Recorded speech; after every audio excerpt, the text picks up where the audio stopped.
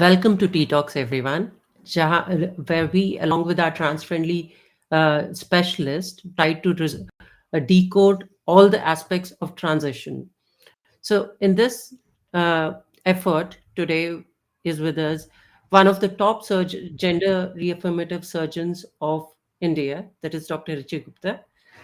Welcome, Dr. Richie Gupta, to our show. Thank you so much. Thank you.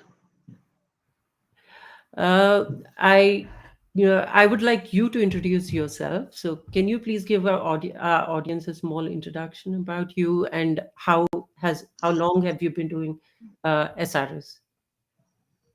Okay, so right now I'm director and head of department, plastic surgery and gender reformation clinic at Fortis Hospital, Shalimar Bagh in Delhi. And I've been in practice since 29 years. And most of those years, I've been doing gender reformation surgeries nearly since the beginning. And to date, I have performed more than 3,500 gender reformation procedures. And we receive around 250 patients a year. And we have a gender affirmation team in place with specialties because no single specialty can do justice to the vast needs of these patients. Yeah, that's great. 3,500 surgeries. That I don't know anyone else in India who's done so many surgeries for gender reaffirmation surgeries. And if someone wants to contact you or consult you, how can they reach out to you? They can contact at Fortis Hospital, Shalimar Bagh, and the the reception will redirect them to my coordinator Nancy, and they can you can contact me directly on WhatsApp. So I can answer a few basic queries directly on WhatsApp at my number. So that I've been doing. I mean, people keep on messaging me, and whenever I find time, I try to WhatsApp them. But if too many details are involved, then yes, a formal consultation. Often patients ask uh, a specific aspect. The interesting aspect is the cost. They are interested in the cost, and rightfully so, also. But then questions don't end. One question leads to another, leads to third question, leads to fourth question. So, and then I get only a bit by bit picture of the patient. So I prefer to get a complete picture and inform the patient of the complete needs, the uh, entire requirements that are involved, and whether the patient is ready to undertake the journey or not. And for that, a formal consultation is the best. So so you can have a formal consultation, a physical consultation, or a teleconsultation with me, or you can come to Fortis and have a physical consultation with me. And how long is this formal consultation, and how does one book a formal consultation with you? Uh, the consultation is about half an hour, and we can have a can book it at Fortis as you just displayed the banner there. At that number you can call, or you can call my coordinator Nancy at 8802460050, or you can book a teleconsult with me directly. You can drop me a WhatsApp message. My number is 98100 52755. You can uh, message me, and we can set an appropriate time for the consult. And the consultation fees is around rupees 2,000. Okay. I think since it's a half an hour consult, I think it would be interesting for people to write down their questions before they meet you. I think in that Yes, way they it's don't. very important, and also involve the any interested party. They would like to their partner or their parents, whoever interested, because they may also have questions. So, Yeah. so be prepared in advance. Write down your questions so that you can ask all of these. If you have questions, I'm usually happy to answer them on WhatsApp as well. Right. And how did you specialize in doing gender affirmative surgeries? Because uh, you've been doing it for quite long, and it's not been it's a lot of doctors did have a lot of stigma in these surgeries. How did you specialize in these? Well, when I started out as a young plastic surgeon about 29 years ago, so I didn't know anything about gender affirmation surgery. Very few patients were there as well. So one day, a patient came and sat in the seat, and he said, "Doctor, I want to become a male." And I looked at him. He was taller than me. I said, "You are already a male." And he said, "No, I'm a female, and I want to convert to male." And I really didn't know anything about it. So, so I said, "Let me gather more knowledge." And meanwhile, you get these tests done out. And I read extensively about it. And one by one, we performed the procedures, the top surgery, followed by the hysterectomy and plasty. And at the end of it, when I read so much about it and presented that case at various meetings, etc., gradually my interest became multifold, and I started looking forward to this surgery. So we have built up from around 5 to 6 patients initially to now 250 patients a year. Now it forms almost 50% of our work, our surgical work at Fortis. Incredible. Yeah, it is one of the pioneering institutes in India for transgender surgery. That's something I've heard for quite long now. And what are all the transgender surgeries that you do? We do the entire spectrum, the male to female, female to male surgeries, the ancillary surgeries like FFS, thyroid chondroplasty, reduction, etc., voice change surgery, and the routine plastic surgery procedures that patients may require, like liposuction, abdominoplasty, rhinoplasty, etc., hair transplants. So we do the entire gamut, the whole range of procedures here.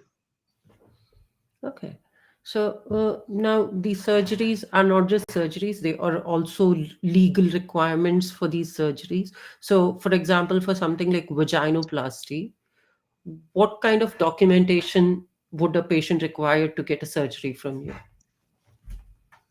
Okay, so basically all these requirements, they seem initially extensive, but they are not so. They are all designed so that there can be a prolonged doctor-patient relationship, a consultation, a prolonged kind of a consult. It's not a momentary decision or a sudden decision that I'll recommend that, okay, I perform the surgery tomorrow. I have to fully understand that this is the correct, because we see a lot of other conditions like body dysmorphic disorders, and even in aesthetic surgery, we come across patients uh, uh, who may have some other issues, and in them performing a surgery will be harmful to them. So so for that purpose, the World Association, Professional Association for Transgender Health, and Indian Professional Association also have come out with a protocol. And the WWAP seventh standards of care were published in 2011, and eighth were published this year only in September. So, as per the seventh standards of care, which we have been following, the patient requires an initial consultation with two different mental health professionals. Now, what is the job of a mental health professional? Basically, mental health professional talks with the patient, finds out that there is no psychopathology involved because he's trained to detect a psychopathology. Or if patient does have some illness, then that illness should be well controlled. And because there are see many illnesses like multiple personality disorders, etc. And patient can imagine that he has a different personality. So we have to, rule out those cases that patient is a genuine case of gender incongruence, and it is a job of mental health professional to do that and to counsel the family, to find out that what is bothering the patient, to settle any issues before performing the surgery. Also, as that patient fully understands what is going to happen when hormone therapy is given or when surgery is done, and so uh, Patient assesses that and then issues a letter which states all these facts, that patient has been in contact, that the mental health professional has been in contact with the patient and has fully understood the needs of the and patient can go ahead and uh, uh, yeah, and get the transition process started. So we recommend that at least two mental health professionals and from two different institutes, not part of the same team, to give more objectivity. If even in Fortis patient comes and we have mental health professionals, only one from Fortis and one from outside anywhere. Because there have been instances when someone can be accused of a bias, and it has happened. So so we say that okay, get it from two different places, and so the incidence of regret. Besides that, we prefer that patient lives in the desired gender role for a period of around 12 months. In these 12 months, there are all seasons patient dresses for all seasons, like a trans woman, summer, winter, etc. Will get acclimatized to these dresses and will have a good amount of role playing and with the colleagues in office and at school or college. Is a reversible, which is important, and it the patient is able to realize that this is how she is going to live uh, from now onwards. There are two very important criteria. Third is a hormone therapy. Now, hormone therapy is not a compulsory criteria. So, what does hormone therapy do? Like, see, the hair, any male pattern hair loss is halted. Like the recession of hairline, which occurs in males, is halted. So, hair grows quickly. Then the skin becomes smoother, shinier.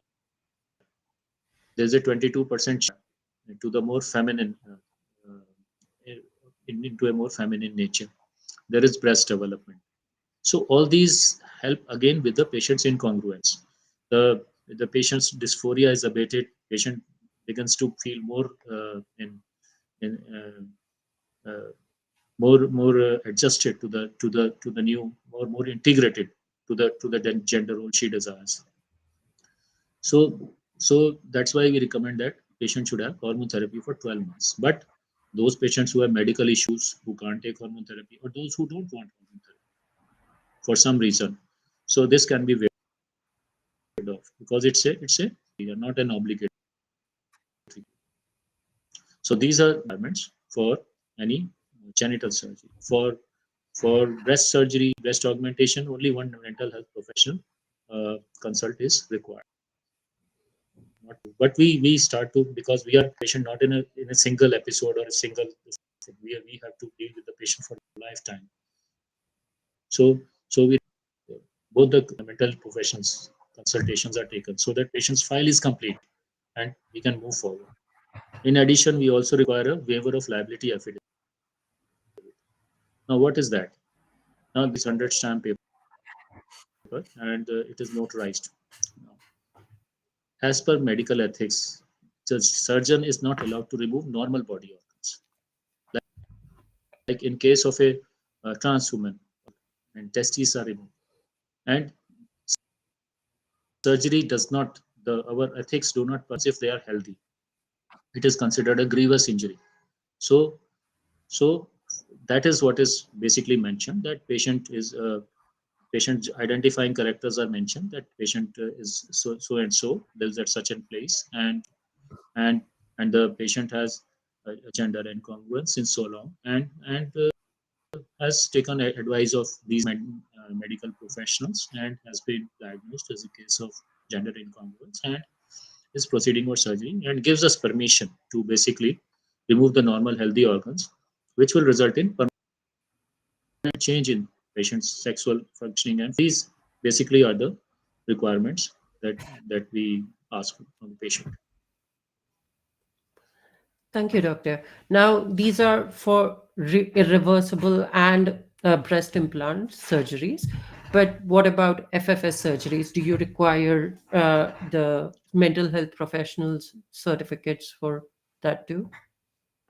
For ancillary surgeries, these are not required. Okay. Ancillary Thank you very surgeries much. like FFS, hair transplant, rhinoplasty, and a forehead, etc. These are not required. Okay. Thank you very much, doctor.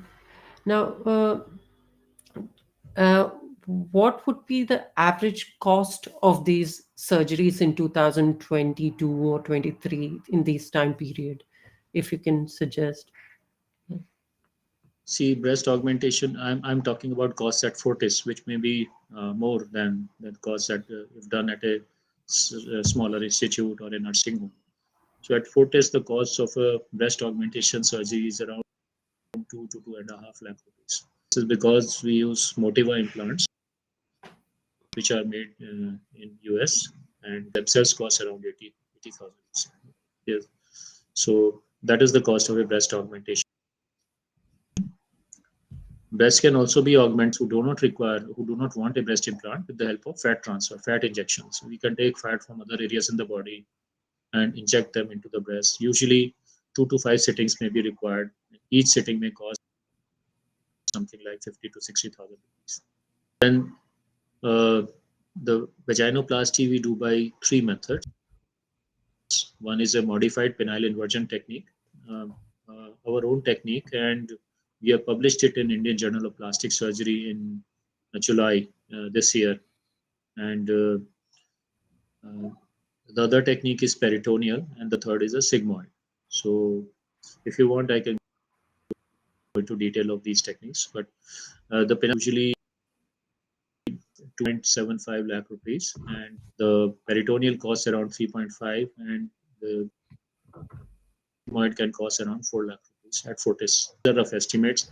I'm usually not involved in giving the estimates. It's the billing departments. Okay. Thank you, doctor.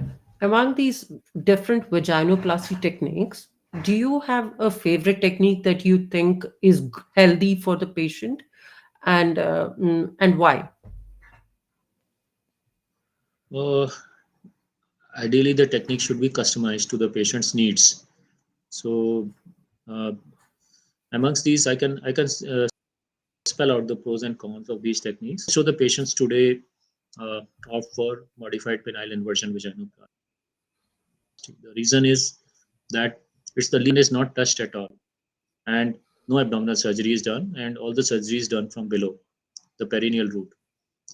And normally, the in trans women, penis size shrinks because of hormone therapy, and less penile tissue is available. We have modified the technique now. We use another flap called a perineoscrotal flap that we have mentioned in our paper, and that forms 60% of the vaginal lining, and only 40% is formed by the penile flap.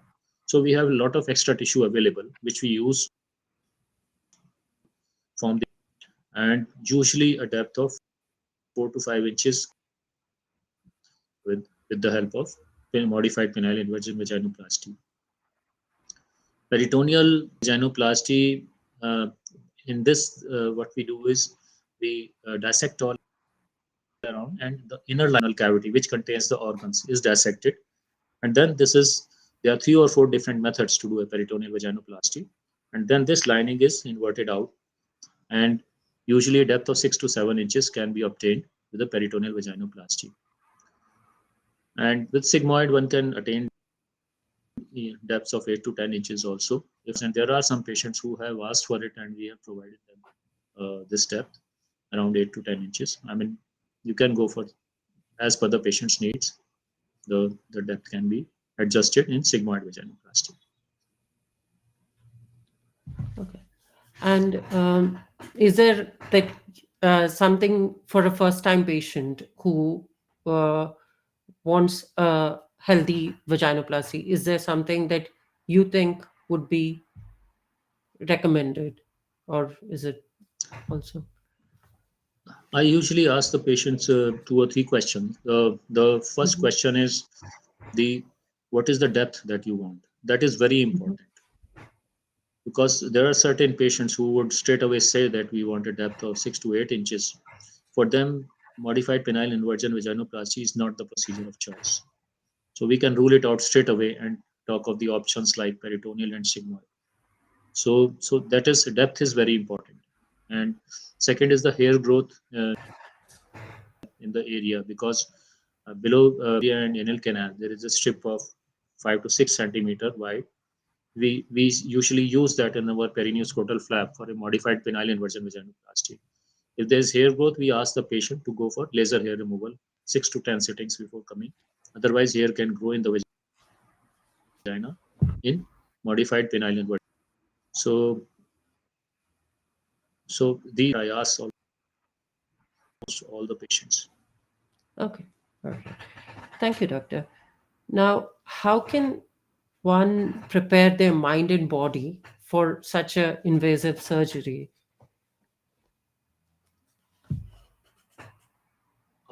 That that's what I said. That the process is such that patient comes to us prepared, in the sense that our mental health professionals have already counseled, guided, and and let me mention here, before starting any hormone therapy or surgery, reproductive medicine has a lot of role to play, because today we ask almost every patient that we can preserve their and in case of uh, trans men we can preserve for long time, and then can have biological children of their own later with the help of these techniques. So that is the first thing to do. Even before starting hormone therapy, one should preserve their sperms and ova if they desire biological children of.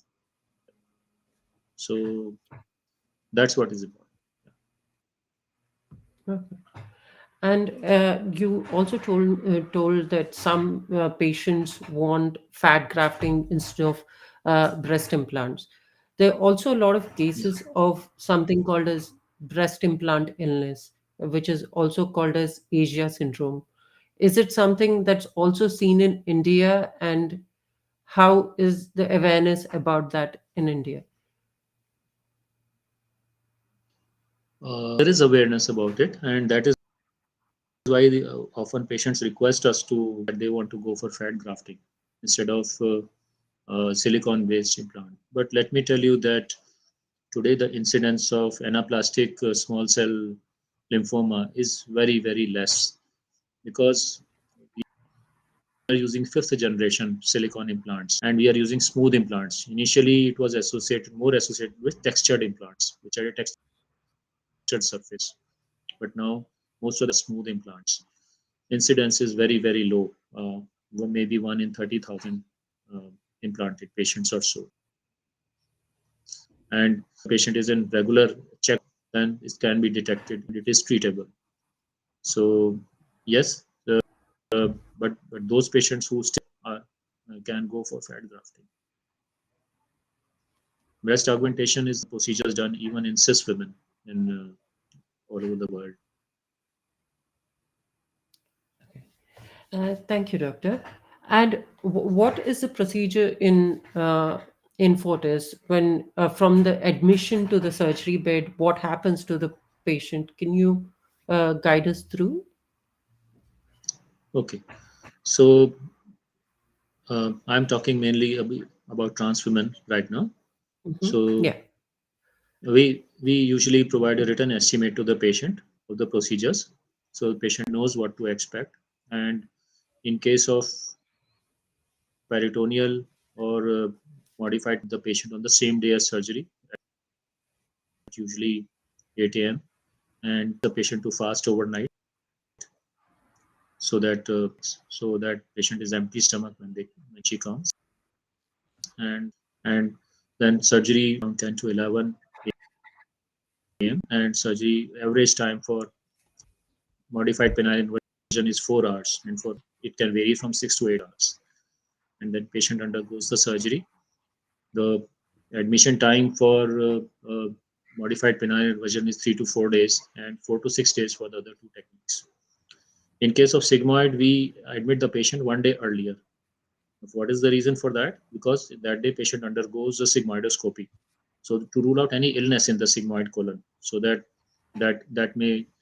should not be transferred later on to the vaginal cavity, or that it rules out any illness, so that procedure is safe for the patient. This sigmoidoscopy can also be done at a different episode. I mean, before admission at a different episode, then also it can be done, and then patient will admit on the same day as surgery. And generally, at day 4 to 6, so most of the patients are discharged to home if they are living in Delhi or to near guest house if from abroad or from other states. We usually start dilatation at day 7, and we ask the patient to bring their own set of dilators, or we also have a few sets available to arrange. And we usually teach the patient dilatation when on day 7, and the patient is expected to dilate for 15 minutes around 3 times a day for initial 3 months, and after that frequency goes down considerably.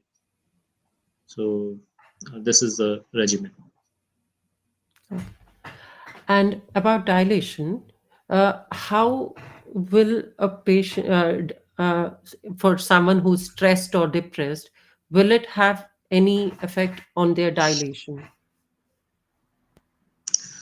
Yes, it can have an effect, and that is why it is important that mental health professional patient comes through a mental health professional who has either ruled out or treated the patient's anxiety and depression, so that patient is in a fit mental condition to undergo the procedure. And the second thing is that, you know, a lot of this depression and anxiety vanishes the moment a patient undergoes feminizing genitoplasty. Patients really tell me that they are liberated, that they are born that day, they are very happy. So a lot of the patients' depression is alleviated by the surgical process itself, and then they are able to enthusiastically dilate. Yes, pain is an issue. Some patients are very sensitive to pain. They may not dilate. So that is why for first few days we call them regularly, so that they are acclimatized and they are able to dilate. Some patients may have uh, neurological or other illnesses, like one patient, and the patient was not able to dilate because of muscle weakness, and then that can really result in a poor result, because then cavity can collapse. And in patients who have difficulty dilating, can a pelvic floor physiotherapist or someone help them? Yes, yes, that can be done. A physiotherapist can greatly help. Okay. And currently, among the community, there's a huge excitement about peritoneal uh, vaginoplasty. Is it a safe technique, and is there any long-term data how this tech? And is also misconception that is a less invasive surgery. What do you feel about all this? Yeah, if any new technique comes, there is naturally a lot of excitement about the technique, and that is what is happening with peritoneal vaginoplasty. See, modified penile inversion and sigmoid are gold standard techniques. Today, we do the procedure. We can predict that this is going to happen on day 2, day 3, day 4, day 5, 3 months, 6 months, 5 years, 10 years. One can predict, and and that prediction, because these are gold standard techniques and have been present since many decades. Same is not true for peritoneal vaginoplasty.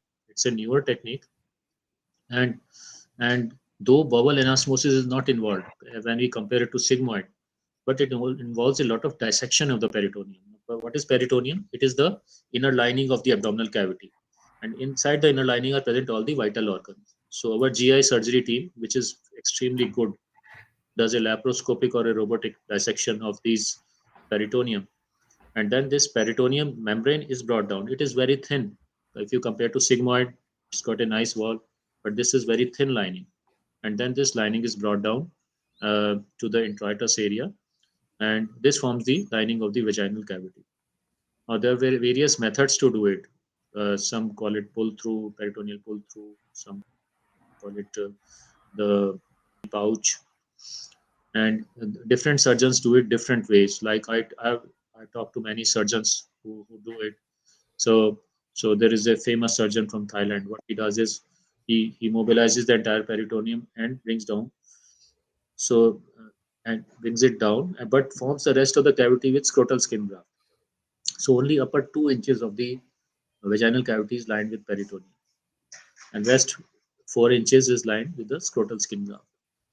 Usually, most of the surgeons try to interdigitate some tissue. Like in our case, we use some penile flap or the penoscrotal flap to line, because we don't want pink nicotine at the introitus. So for some distance, we try to interdigitate with the other tissue as well. And I mean, there are really many techniques.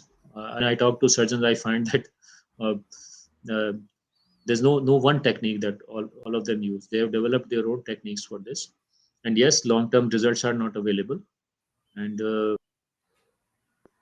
there is some change in lining which occur. And sometimes some areas do not heal and granulations also occur in this. So overall, long-term results are yet to be seen, but it is definitely a new technique, and we have been doing it. Okay. And is vaginoplasty in general painful? How is the pain managed after anesthesia fades away? The technique is called CSE. It is a epidural anesthesia. So we maintain the catheter in the back of the patient, and through that medicine is given regularly by pump, जो continuous infusion pump, so that there is no 72 hours at all. And after that, that is removed, and then pain has considerably decreased, and we are able to manage on regular painkillers. Generally, painkillers are required for up to 7 to 10 days, and after that, there is usually no need for a painkiller. And what about the age of the patient? Does that affect a decision to take them to surgery? What is the oldest patient that you have operated on for vaginoplasty? Okay, so see, the youngest is 18 years. Below that, legally we cannot do this surgery. It's not legally allowed. And the oldest patient that we have done is around 60 years, an Australian trans woman. So she had come for vaginoplasty. So I'm sorry, I didn't know the other part of your Yeah, it question. was about the age of the patient. Is it okay for someone at that age to go through surgery? Yeah, yeah. Is it safe? See, people differ in their fitness at different ages.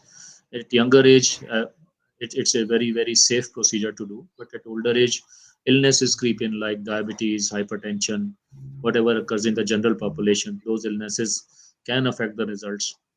So yes, at an elder age group, we want the patient to be optimized before going for surgery. Everything should be in control.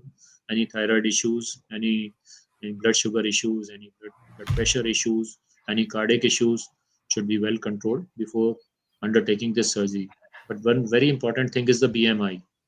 The patient should be ideally within the ideal BMI, that is 19 to 24 is considered the ideal, and 25 to 30, 29, 30 is considered overweight. So we generally prefer a patient with a BMI of up to 30, not beyond. And we ask them to reduce weight, because increased weight can lead to complications. And this is not only true for vaginoplasty, for any surgery. Okay. And again, about breast implants, coming back to breast implants, uh, do you recommend that people stay on estrogen, on HRT for some time to see their uh, breast development and then go for breast implants, or is it okay to go even before any HRT? See, the general consensus and general directions are that it should be, initially it used to be 18 months, but now a 12 months period is considered optimum to assess the increase in breast size on feminizing hormone therapy. Generally, it is seen beyond 12 months, no further increase occurs, even if you take it indefinitely. So we generally recommend the patient that yes, go ahead, take hormone therapy for up to 12 months, and uh, that is the breast size you are going to get. that is the maximum breast size you are going to get at 12 months. And if you are not satisfied, you can come back for the augmentation. But yes, certain patients are quite dysphoric, and they want breast augmentation earlier to this period, so we can go ahead and do it. Okay. And in case a patient has had breast implants for quite some time and they want to get it removed at a later age of their life, there is going to be a certain kind of disfigurement. How can the patient handle, or is there any option for them to be to look so that their skin is okay and not disfigured? See, this is true for both natal women as well as trans women, because in natal women also there is an incidence, and in certain countries, considered 1 in 4 women will undergo probably undergo breast augmentation. That is a very huge number.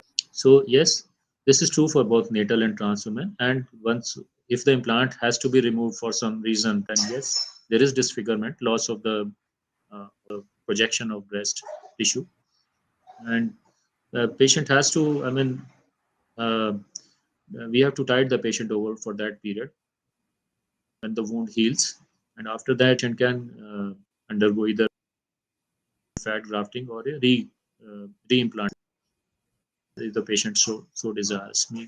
And can take the help of padding and the other clothes and other other other changes which can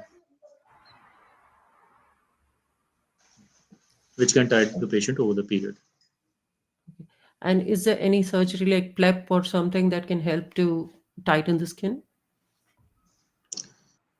Yes, mastopexy surgery which can tighten the skin, and if there is especially if there is a loss of perkiness of the breast, if there is a ptosis of the, then mastopexy can be very useful to uh, not only to augment as well as to raise up the breast and the nipple areola construct to the correct correct site.